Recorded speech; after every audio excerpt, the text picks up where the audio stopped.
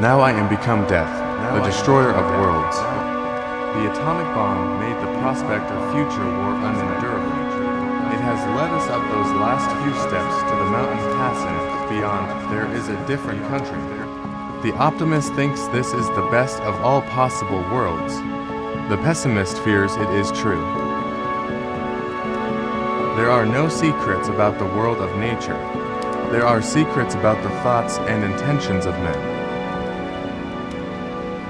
The open society, the unrestricted access to knowledge, the unplanned and uninhibited association of men for its furtherance, these are what may make a vast, complex, ever-growing, ever-changing, ever more specialized and expert technological world, nevertheless a world of human community.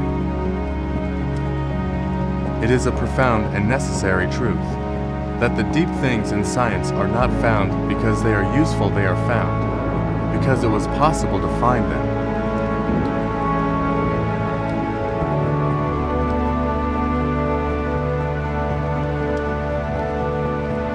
The most important scientific revolutions all include, as their only common feature, the dethronement of human arrogance from one pedestal after another of previous convictions about our centrality in the cosmos. In some sort of crude sense, which no vulgarity, no humor, number overstatement can quite extinguish, the physicists have known sin, and this is a knowledge which they cannot lose. There must be no barriers to freedom of inquiry. There is no place for dogma in science.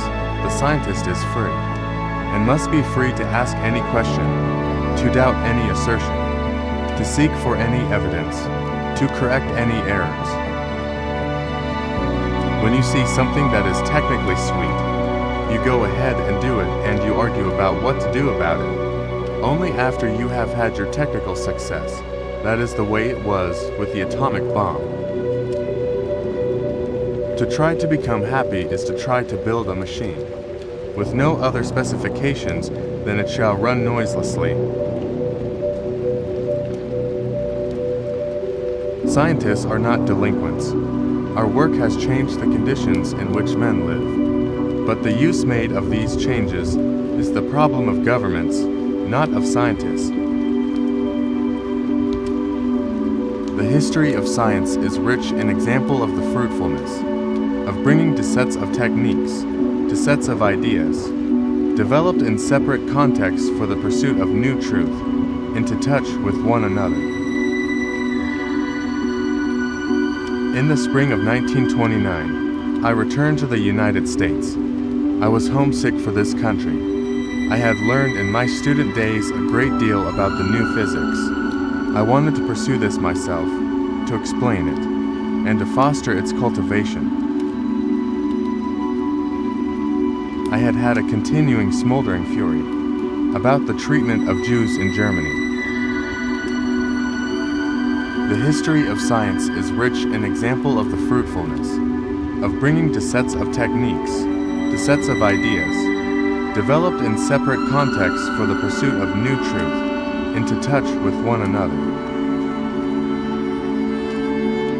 Both the man of science and the man of action live always at the edge of mystery, surrounded by it.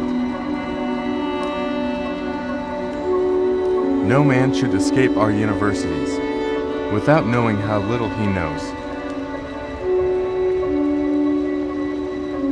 The foolish man seeks happiness in the distance. The wise grows it under his feet. Being wealthy might seem to be supremely enviable, he wrote, but the business of wealth-getting and of wealth enjoyment, when viewed at close range, turns out to be a very different matter. When you see something technically sweet, you go ahead and do it, and you argue about what to do about it only after you have achieved success.